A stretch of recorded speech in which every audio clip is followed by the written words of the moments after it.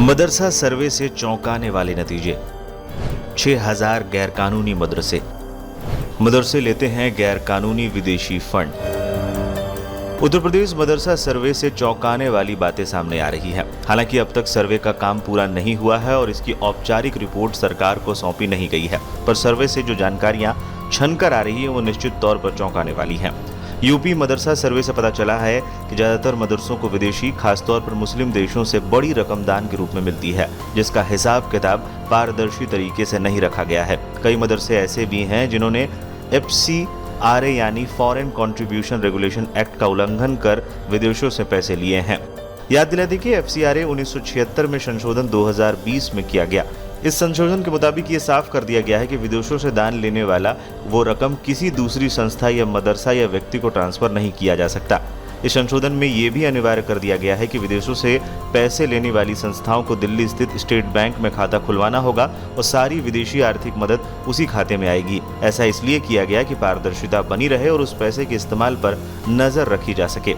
UP मदरसा सर्वे से पता चला है कि सिर्फ प्रयागराज जिले में ही 60 मदरसों ने FCRA का उल्लंघन कर पैसे लिए हैं। इन मदरसों ने बीते साल 9 करोड़ 68 लाख रुपए की रकम विदेशों से ली है। यूपी मदरसा सर्वे अभी पूरा नहीं हुआ है, लेकिन अभी तक 6436 ऐसे मदरसे पाए गए हैं जिन्होंने मान्यता हासिल नहीं की है।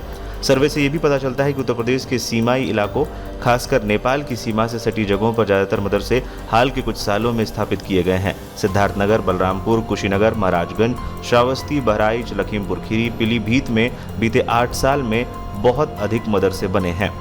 उत्तर प्रदेश अल्पसंख्यक कल्याण मंत्री धर्मपाल सिंह ने पत्रकारों से कहा कि अब तक 5170 मदरसों का सर्वे पूरा हुआ। उन्होंने कहा यह सर्वे इसलिए किया जा रहा है कि अल्पसंख्यक समुदाय के बच्चों को अच्छी शिक्षा मिल सके। मदरसा शिक्षा में भी प्राथमिक, माध्यमिक, उच्च शिक्षा की तरह मदरसा शिक्षा में भी हम लागू करने का काम करेंगे। गरीब मुसलमानों के बच्चों को भी हजूर और मजूर में अंतर लगा के उनको भी हजूर बनाने का काम करेंगे। इंजीनियर, डॉक्टर, वैज्ञानिक ये सब बने, IAS, IPS बने, इसके लिए हम सब काम कर रहे हैं। याद दिला दें कि कई मुस्लिम संस्थानों ने मदरसा सर्वे का विरोध किया था। All India Muslim personal law board, Jamiat Ulemae Hind, all India Majlis Ittehadul Muslimeen ने इसका विरोध किया था। AIMIM के नेता असदुद्दीन ओवैसी ने इसे मिनी NRC करार दिया था। मदरसे के नाम पे डरा रहे, याद रखो मुसलमानों, मदरसे मुसलमानों का खिला है। मदरसे मुसलमानों का खिला है। मदरसे मुसलमानों का चिराग है। मदरसों से हम इस्लाम की तालीमात पर अमल करते हैं। यही मदरसों से हाफिज कुरान निकलता है जो कुरान पढ़ाता है। इन्हीं मदरसों से इमाम निकलता है जो हमको अच्छे और बुरे की तमीज पैदा करवाता है। इन्हीं मदरसों से मौज़्ज़म निकलते हैं जो अज़ान देता है।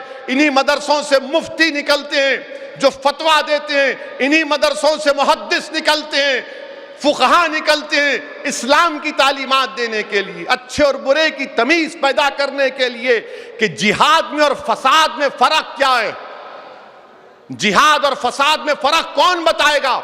आलिम दीन बताएगा। मगर हमारे वतन अजीज में मदरसों को निशाना बनाया जा रहा है। मैंने पहले भी कहा और आज भी कह रहा हूं कि मदरसे का जो सर्वे उत्तर प्रदेश में हो रहा है, मैं उसको कंडेम करता हूं।